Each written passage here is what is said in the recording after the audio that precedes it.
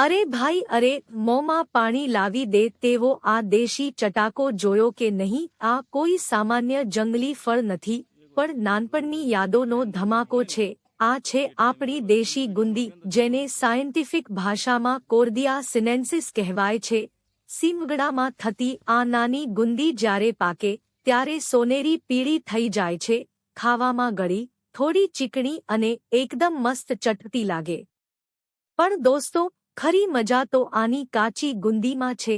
જ્યારે આ કાચી ગુંદીમાં રાઈના કુરિયા, આથેલી મેથી, હળદર અને ચટપટું લાલ મરચું ઉમેરીને તીખું મસાલેદાર અથાણું બનાવવામાં આવે ને ત્યારે થાળીનો સ્વાદ 100 ગણો વધી જાય. આ માત્ર સ્વાદિષ્ટ નથી, પણ પેટ માટે ઠંડક આપનારું અને પાચન સુધારનારું દેશી ઔષધ પણ છે. શું તમે ક્યારેય સીમમાં જઈને સીધા ઝાડ પરથી તોડીને પાકી ગુંદી ખાધી છે?